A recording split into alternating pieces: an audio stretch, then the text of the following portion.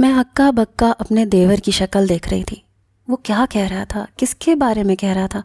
وہ میرا ہاتھ تھامے ہوا تھا، گویا کہ مجھ سے وعدہ لے رہا ہو۔ میں نے کہا ارسل یہ ممکن نہیں ہے۔ کہنے لگا بھابھی یوں مت کہیں، میں مر جاؤں گا پلیز۔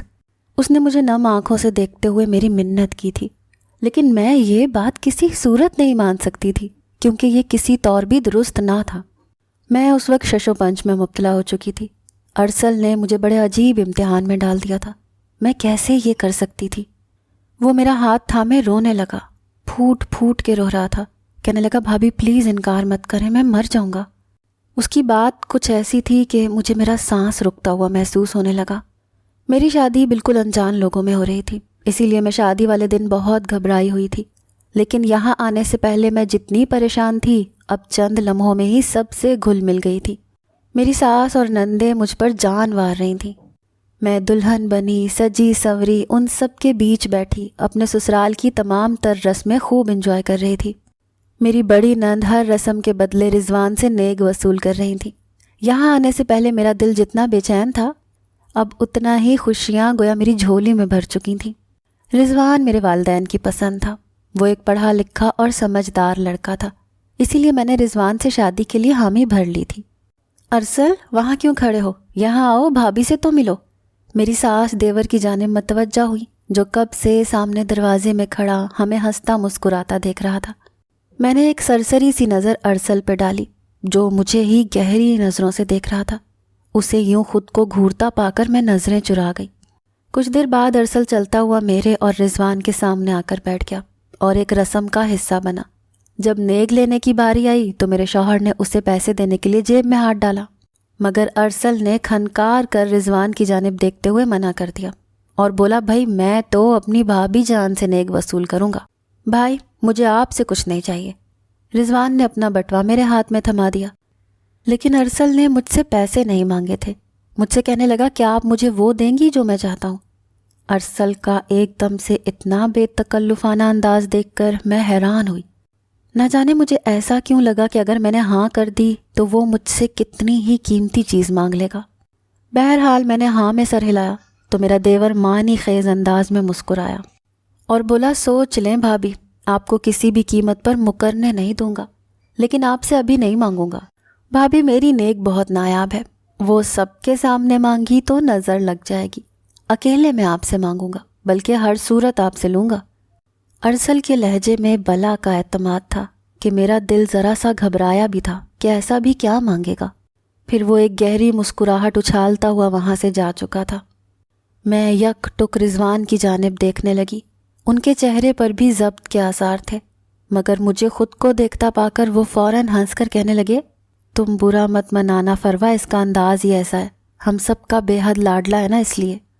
ان کی بات پر میں مسکرانے لگی۔ کچھ دیر بعد سبھی اپنے اپنے کمروں میں جا چکے تھے۔ مجھے روایتی دلہنوں کی طرح پھولوں سے سجے بیڈ پر گھونگھٹ اوڑھا کر بٹھا دیا گیا تھا۔ میری نند کہنے لگی ہمارے ہاں گھونگھٹ دلہا خود اٹھاتا ہے۔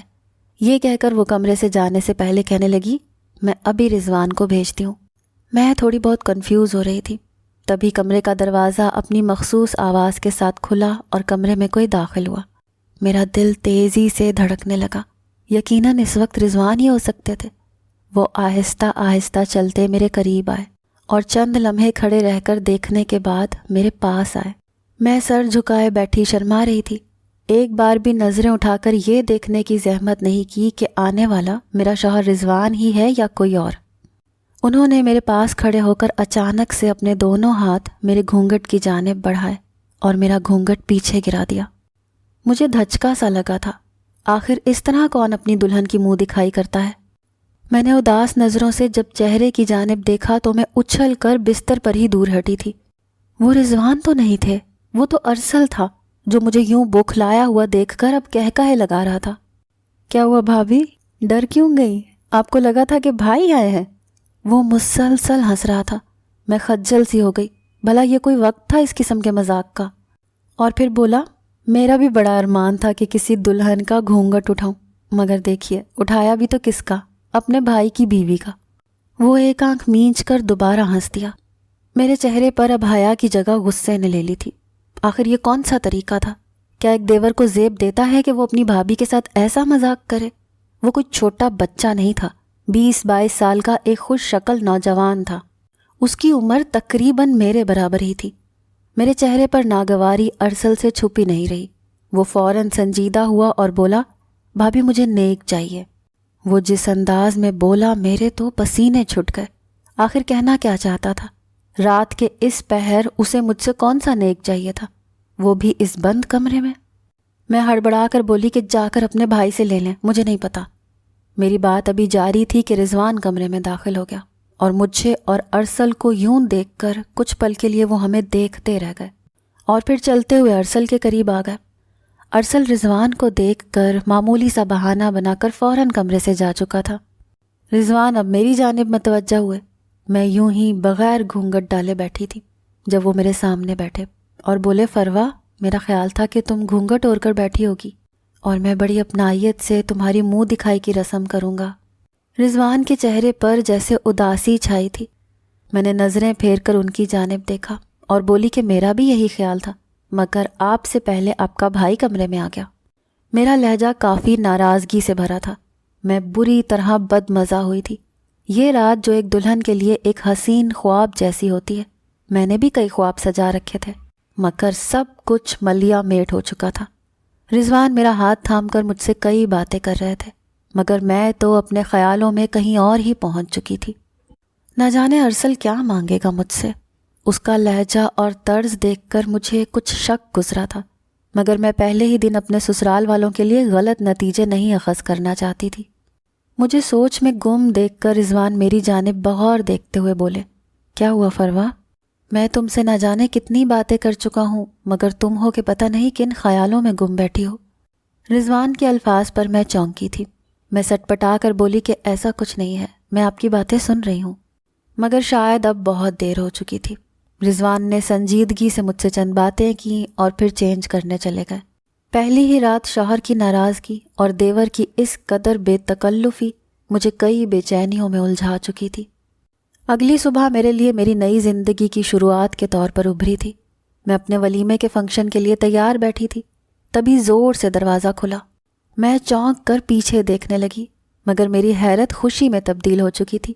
میری چھوٹی بہن ماہین مسکراتی ہوئی اندر داخل ہوئی اور اگلے ہی پل میرے گلے لگ گئی۔ اسے یوں اچانک دیکھ کر میری خوشی کی انتہا نہیں رہی تھی۔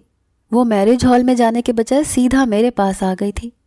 کوئی شک نہیں تھا کہ میری بہن مجھ سے کئی گنا زیادہ خوبصورت اور پرکشش تھی، مجھ سے بھی بہت پیار کرتی تھی، اسی لیے میرے گلے لگ کر رونے لگی۔ کہنے لگی، اپیا، مجھے رات بھر آپ کے بغیر نیند نہیں آئی۔ گلابی لہنگا پہنے وہ خود بھی کھلتا گلاب لگ رہی تھی۔ میں نے اسے چپ کروایا۔ میں نے کہا، تمہیں یہاں کون لایا ہے؟ کہنے لگی، ارسل بھائی۔ یہ سن کر مجھے حیرت ہوئی۔ میں نے کہا، ارسل؟ وہ کیوں؟ وہ کہنے لگی کہ رات کو میں آپ کی رخصتی پر بہت رو رہی تھی، اس لیے وہ کہنے لگے کہ یہ دیکھ کر انہیں بھی بہت دکھ ہو رہا تھا، اسی لیے آج گھر پر آ گئے۔ کہنے لگے، ماہی چلو آؤ، تمہیں تمہاری اپیا کے پاس لے چلوں۔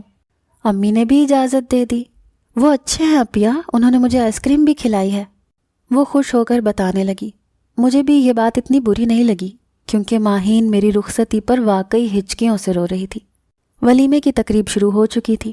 ماہین سارے فنکشنز میں ہر پل میرے ساتھ رہی اور ہنستی مسکراتی باتیں کرتی رہی۔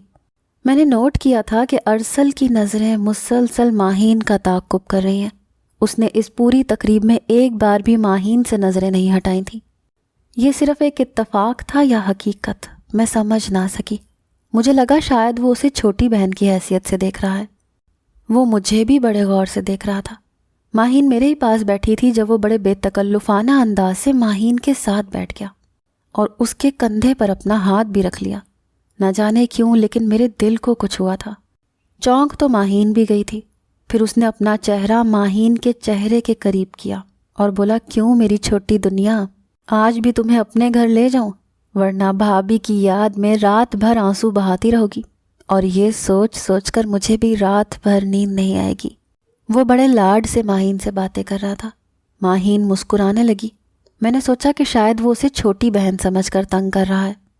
میں پورا وقت ماہین سے ہی باتیں کرتی رہی۔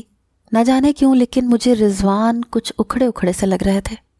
رات کو جب گھر پہنچے تو ارسل نے کار کا دروازہ کھولا اور میری جانب دیکھتے ہوئے سرگوشی کے انداز میں بولا، بھابھی میری نیک یاد ہے نا آپ کو؟ کہیں بھول تو نہیں گئی؟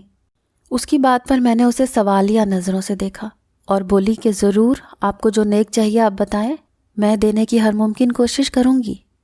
ہم گھر میں داخل ہو چکے تھے، ابھی بھی کئی مہمان گھر میں موجود تھے، مگر رضوان کا رویہ کافی بدلا بدلا تھا۔ میں کمرے میں جا کر ان سے بات کرنا چاہتی تھی، مگر انہوں نے مجھے سرسری سا جواب دے کر کمرے سے باہر کا رخ کر لیا تھا۔ کچھ دیر بعد رضوان کمرے میں داخل ہوئے اور مجھے اپنے پاس بٹھا کر بولے، دیکھو فروا، میں تم سے جو پوچھوں گا مجھے اس کا سچ سچ جواب دینا۔ ہم دونوں آج سے اپنی نئی زندگی شروع کریں گے اور میں نہیں چاہتا کہ آگے جا کر کوئی بھی ماضی کی غلط فہمیاں ہمارے بیچ میں حائل ہوں۔ میں غور سے ان کی بات سن رہی تھی، پتہ نہیں وہ کیوں یہ کہہ رہے تھے۔ وہ بولے کہ میں نے نوٹ کیا ہے تم کل بھی اپنے ہی خیالوں میں گم تھی اور آج بھی فنکشن میں تمہارا دھیان کہیں اور ہی تھا۔ اب میں اس کا کیا مطلب سمجھوں؟ کیا تم ماضی میں کسی اور کو؟ رضوان بات ادھوری چھوڑ چکے تھے۔ میں حیرت سے بت بنی انہیں یک ٹک دیکھنے لگی۔ مجھے بالکل بھی امید نہیں تھی کہ وہ میرے بارے میں ایسا بھی سوچ سکتے ہیں۔ میں کپ کپاتے ہونٹوں سے بولی کہ ایسا کچھ نہیں ہے جیسا آپ سمجھ رہے ہیں، میں بس اپنے میکے کو یاد کر رہی تھی، مجھے اپنی چھوٹی بہن سے بہت پیار ہے۔ میری بات سن کر رضوان کے تاثرات ذرا نرم پڑے، وہ مجھے پیار سے سمجھانے لگے۔ رضوان کچھ دیر کے بعد فریش ہونے کے لیے گئے اور میں کمرے میں یوں ہی صوفے پر بیٹھی اپنے گفٹس دیکھنے لگی۔ تبھی دروازے پر ہلکی سی دستک ہوئی اور اسی کے ساتھ گلا کھنکار کر ارسل اندر داخل ہوا۔ کمرے میں ایک نظر دوڑائی، اسے رضوان کہیں نظر نہیں آیا۔ وہ میرے صوفے پر آ کر بیٹھ گیا۔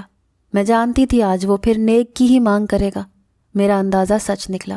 وہ بغیر کوئی تمہید باندھے ہوئے مدعے پر آیا اور بولا، بھابھی مجھے اپنی نیک میں ماہی چاہیے، مجھے ماہین سے شادی کرنی ہے۔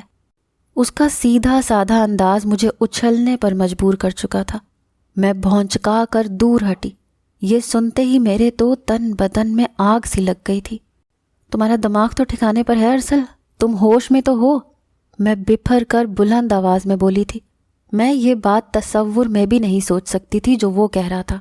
میرے اتنے غصے پر بھی وہ بڑے مطمئن انداز سے بولا، ہاں بالکل ہوش میں ہوں، میں آپ سے آپ کی بہن کا ہاتھ مانگ رہا ہوں۔ ارسل ڈھیٹ پن کی انتہا کرتا ہوا مسکرا کر بولا، مجھے کسی طور بھی ماہین کے لیے یہ رشتہ قبول نہیں تھا۔ میری بہن ماہین تو بہت معصوم تھی اور ابھی تو وہ صرف 13 سال کی کمسن بچی تھی۔ ہاں جسامت سے وہ صحت مند تھی، اسی لیے اپنی عمر سے بڑی لگتی تھی۔ اس کا ہرگز مطلب یہ نہیں تھا کہ ارسل اس سے نکاح کرنے کی خواہش ظاہر کر ڈالے۔ ماہین ابھی صرف 13 سال کی ہے اور تم 20-22 سال کے ہو۔ اس کا ذہن تو ابھی گڈے گڑیا کے کھیل سے نہیں نکلا اور تم اس کے ساتھ شادی کی بات کر رہے ہو۔ میں نے ارسل کو اچھی خاصی باتیں سنا دی تھی۔ شور کی آواز سن کر میری ساس اور نندے بھاگ کر میرے کمرے میں پہنچی۔ وہیں ہڑبڑا کر رضوان بھی باہر آئے تھے۔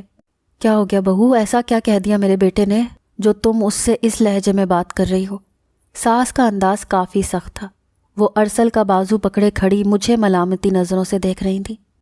امی میں نے بھابھی سے اپنا نیک مانگا تھا اور بھابھی بدلے میں مجھ پر اس قدر چلا رہی ہیں کہ پوچھے ہی مت۔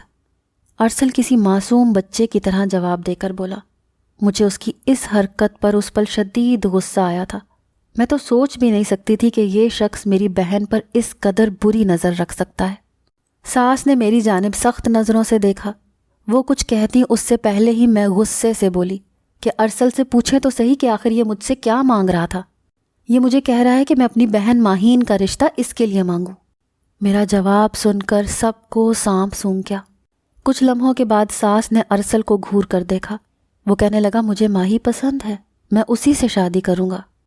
دیکھو فروا، آج تک ہم نے ارسل کی ہر خواہش پوری کی ہے، اور رہی بات ماہین سے نکاح کرنے کی، تو کسی نہ کسی کو تو ماہین کا رشتہ دینا ہی ہے، تو کیوں نہ میرے بیٹے سے ہی طے کر دو۔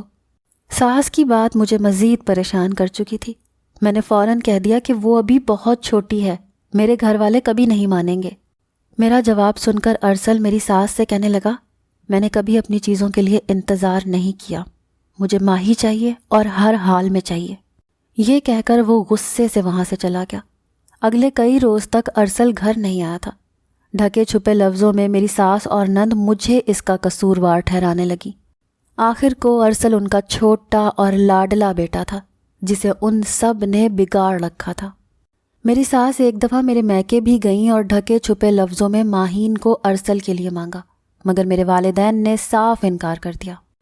وہ دن اور آج کا دن میرے ساتھ سب کا رویہ بدل چکا تھا۔ ساس مجھ سے سوائے کسی ضرورت کے کوئی بات نہیں کرتی تھی۔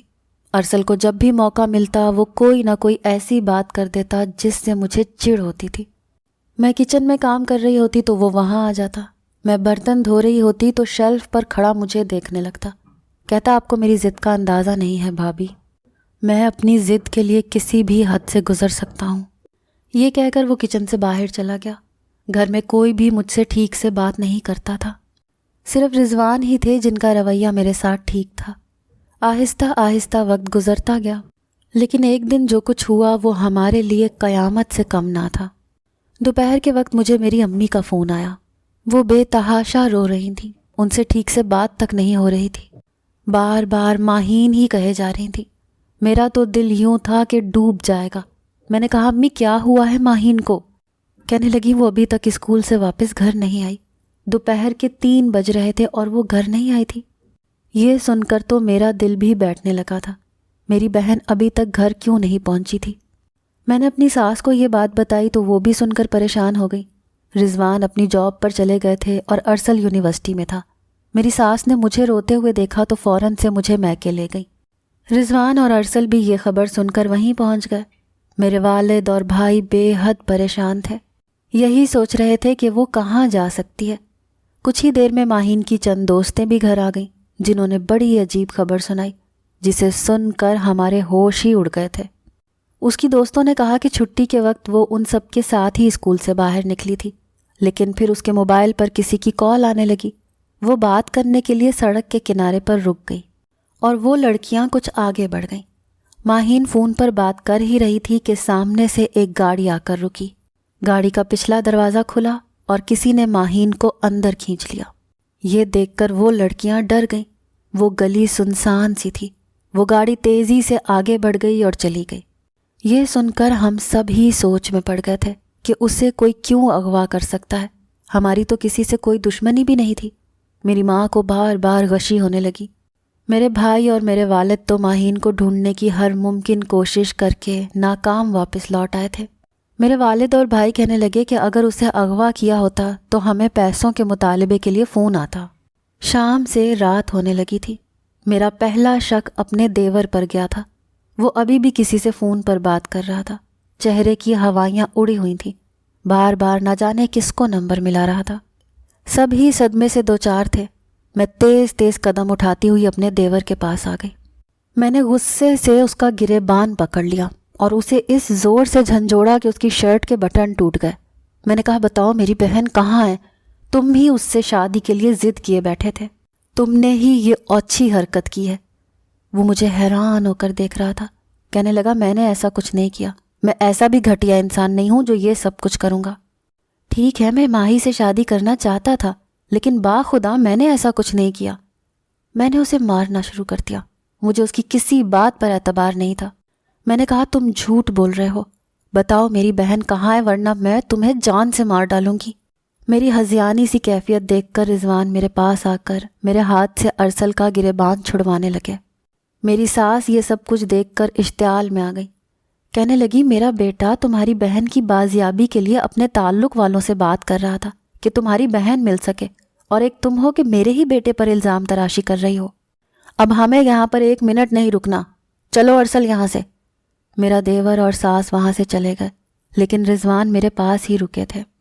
پوری رات ہماری رو کر کٹی تھی۔ صبح دروازے پر دستک ہوئی تو ہم سب کے ہی کان کھڑے ہو گئے۔ میں نے بھاگ کر دروازہ کھولا۔ سامنے ماہین اجڑی ہوئی حالت میں یوں کھڑی تھی کہ ابھی بے ہوش ہو جائے گی۔ وہ مجھے دیکھ کر میرے ساتھ لگ کر رونے لگی اور وہیں بے ہوش ہو گئی۔ میرے بھائی اور والد اسے ہسپتال لے گئے۔ کسی نقاب پوش شخص نے اسے زیادتی کا نشانہ بنایا تھا۔ وہ نہیں جانتی تھی کہ وہ کون لوگ تھے۔ گاڑی اس کے پاس رکی تھی اور پچھلا دروازہ کھول کر اسے اندر کھینچ کر بٹھاتے ہی اسے کلورو فارم کا رومال سنگھا دیا گیا تھا۔ وہ بے ہوش ہو چکی تھی۔ اس کے بعد جب اسے ہوش آیا تو وہ ایک بند کمرے میں تھی۔ جہاں ایک نقاب پوش لڑکا آیا اور اسے زیادتی کا نشانہ بنا کر چلا گیا۔ پوری رات میں 3 نقاب پوش لوگوں نے میری معصوم سی بہن کی عزت کو پامال کیا تھا اور صبح اسے گھر کے پاس چھوڑ کر چلے گئے تھے۔ اس کی حالت اس قدر خراب ہو چکی تھی کہ 4 دن تک وہ ہوش سے غافل رہی۔ نیند کی غنودگی میں وہ ڈرنے لگتی، چلانے لگتی، بار بار روتے ہوئے کہنے لگتی مجھے چھوڑ دو، مجھے جانے دو، میں نے تمہارا کیا بگاڑا ہے، خدا کے لیے مجھے چھوڑ دو۔ اس کی سسکیاں سن کر میرا کلیجہ پھٹنے لگا تھا۔ اسے جس درندگی کا نشانہ بنایا گیا تھا وہ میرے باپ بھائی سے بھی ڈرنے لگی تھی۔ گھر آ کر بھی وہ اپنے کمرے میں بند رہتی تھی، کمرے سے باہر نہیں نکلتی تھی۔ پہلی بار میں نے اپنے والد کو پھوٹ پھوٹ کر روتے ہوئے دیکھا تھا۔ وہ کہنے لگے خدا غارت کرے ان لوگوں کو جنہوں نے میری معصوم بچی کو جیتے جی مار ڈالا ہے۔ ہمارے گھر پر قیامت آ کر گزر گئی تھی۔ 15 دن سے میں میکے میں بیٹھی تھی۔ رضوان مجھے روز فون کرتے تھے اور خیریت پوچھتے تھے۔ میری بہن مجھے ایک پل بھی خود سے الگ نہیں ہونے دیتی تھی۔ جو حادثہ اس کے ساتھ ہوا تھا، مجھے یقین تھا کہ ارسل نے انکار کا بدلہ لیا ہے۔ میرے دل میں ارسل کے لیے صرف نفرت کے جذبات تھے۔ 15 دن بعد رضوان مجھے لینے آ گئے۔ امی نے بھی مجھ سے کہا کہ میں واپس چلی جاؤں، کب تک یہاں بیٹھی رہوں گی، لیکن میرے جانے کا سن کر ماہین رونے لگی۔ لیکن میں کب تک رک سکتی تھی، اسی لیے میں واپس چلی گئی۔ میری ساس کا رویہ مجھ سے مزید خراب ہو چکا تھا۔ وہ مجھ سے بات چیت ترک کر چکی تھی۔ ارسل نہ جانے کیوں مجھ سے نظریں چرائے چرائے پھرتا تھا۔ مجھے اس پر شک تھا کیونکہ اس نے ایک بار کچن میں کھڑے ہو کر کہا تھا کہ وہ اپنی ضد پوری کرنے کے لیے کسی بھی حد تک جا سکتا ہے۔ اس بات کو تھوڑا وقت گزر گیا تھا۔ میں ایک بیٹے کی ماں بن چکی تھی۔ ماہین اب بھی مردوں سے خوف کھاتی تھی۔ 15 سال کی ہو چکی تھی لیکن اسکول نہیں جا رہی تھی۔ گھر پر ہی ایک ٹیچر سے پرائیویٹ پڑھنے لگی تھی۔ میں نے ارسل سے بات چیت بالکل ترک کر دی تھی۔ میرے گھر پر میری بڑی نند بیرون ملک سے آئی ہوئی تھی۔ وہ ارسل سے یہ کہہ رہی تھی کہ اب وہ شادی کر لے، لیکن وہ مان ہی نہیں رہا تھا۔ میری ساس بھی کہنے لگی کہ ایک سے ایک حسین لڑکی رشتے والے نے مجھے دکھائی ہے، ارسل ایک بار ہاں کرتے تو دیکھ کیسی چاند سی دلہن لاتی ہوں۔ لیکن ارسل کی نہ ہاں میں نہیں بدلی تھی۔ لیکن اس بار میری نند بھی شاید مصمم ارادہ باندھ کر آئی تھی۔ کہنے لگی یا تو تم خود کوئی لڑکی بتا دو ورنہ ہم پر چھوڑ دو، لیکن میں تمہاری شادی لندن جانے سے پہلے کروا کر ہی جاؤں گی۔ میرا ان کی باتوں سے کوئی تعلق نہ تھا۔ میری بہن کو اسی نے برباد کیا تھا اور اب یہ اپنا گھر آباد کرنے جا رہا تھا۔ خدا کرے یہ بھی برباد ہو جائے۔ میرے دل سے ارسل کے لیے صرف بد دعائیں نکلتی تھیں۔ میں ٹیبل سے کھانے کے برتن اٹھا رہی تھی کیونکہ سب کھانا کھا چکے تھے جب ارسل نے ایک نظر مجھ پر ڈالی۔ پھر اپنی بڑی بہن سے کہنے لگا کہ جس کا میں کہوں گا آپ وعدہ کریں آپا کہ آپ وہیں پر میری شادی کروا دیں گی۔ وہ کہنے لگی ہاں بتاؤ۔ جس کا نام اس نے لیا سن کر میرا جی چاہا میں اس کا منہ نوچ لوں۔